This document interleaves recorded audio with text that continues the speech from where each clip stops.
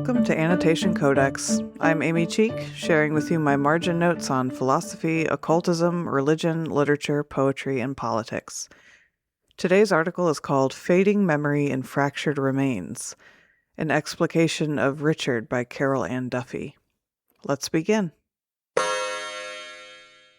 I'd first like to share the poem with you. Richard was commissioned from Ann Duffy, the British Poet Laureate, in 2015, as a kind of eulogy for the reinterment at Leicester Cathedral of Plantagenet King Richard III, after his remains were found underneath a parking lot. Actor Benedict Cumberbatch read the poem at the service, as not only was he working on playing Richard III in the BBC miniseries The Hollow Crown, but he is also a distant cousin of the deceased king. Here is his reading of the poem from Channel 4's coverage of the reinterment. My bones, scripted in light upon cold soil, a human braille. My skull, scarred by a crown, emptied of history.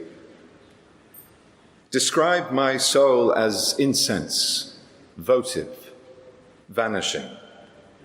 Your own the same. Grant me the carving of my name. These relics bless. Imagine you retie a broken string and on it thread a cross, the symbol severed from me when I died. The end of time.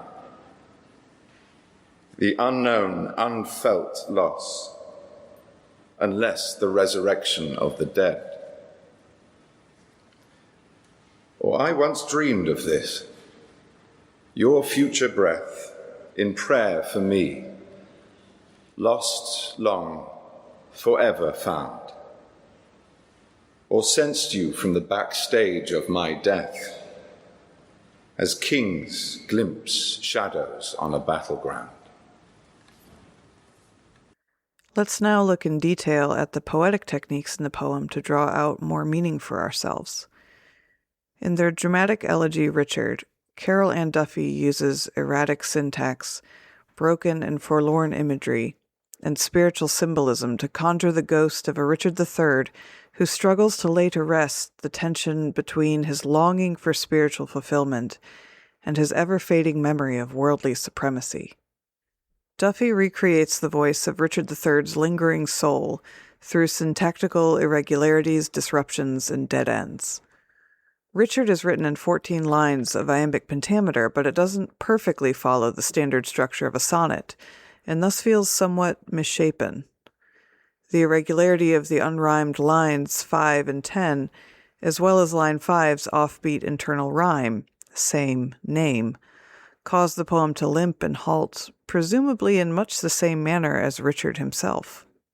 Lines 1 and 2 are incomplete sentences lacking predicates with short, descriptive clauses piled upon one another, joined by commas.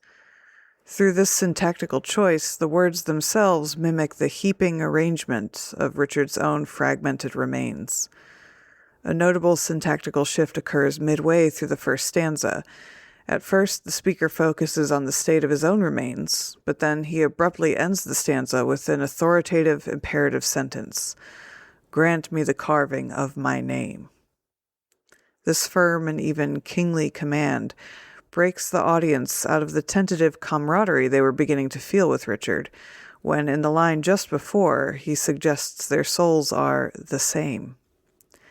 This suddenly imperious order at the end of the stanza is disruptively self-assertive, suggesting that, though centuries dead, Richard is not done giving orders and still sees himself as the king he once was. Conversely, the imperative statement at the start of the following stanza, "These relics, bless," is so brief that, compared to the last command, it feels rather quaint. The speaker shifts here to a gentler tone, which enhances his unpredictability.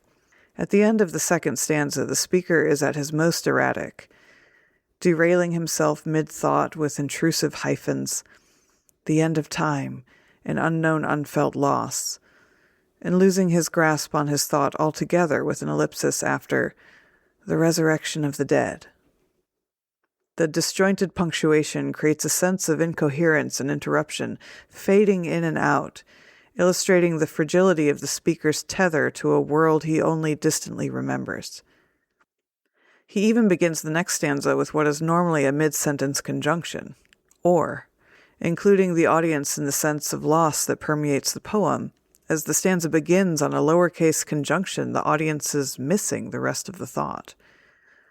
Overall, the syntax feels unfocused and broken, and Duffy uses the poem's erratic structure to reconstruct the vestigial voice of one whose remains have been scattered, neglected, and eroded by time. The poem's imagery, too, occupies language of brokenness and abandonment. In line 1, the disembodied speaker observes that his bones lie upon cold soil, evoking the earthy, lonely tone of one discarded. Here the poet centers Richard's fixation on his experience of neglect. The tense, frictive energy of the alliteration, votive, vanishing, enhances Richard's reluctance to lose contact with the physical world. Later, lines 6 and 7 describe the reassembly of a cross necklace, another detailed image that mourns Richard's broken state. The imagery of the labored repair Richard invokes when he says, "Imagine you retie a broken string, and on it thread a cross, the symbol severed from me when I died," urges effort on the reader's part to participate in his restoration.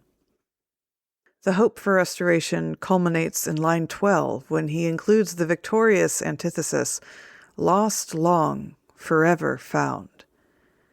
The speaker articulates his vindication after suffering obscurity for so long. Forever found is more final than lost long. And while his loss was suffered for a long time, being found is his new permanent condition. Even the double alliteration of this phrase in line 12 celebrates the restoration of balance. By the end of the poem, the initial unrest in these images of brokenness and abandonment calms once Richard is found.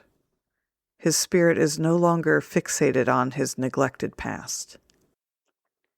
Richard, detached from his body, employs symbolism to speak on the state of his mind and his spirit. Richard's skull, referenced in line 2, which he describes as scarred by a crown, represents his mind. Not only is his skull literally damaged from the crown, but the demands of kingship also took a toll on his mind.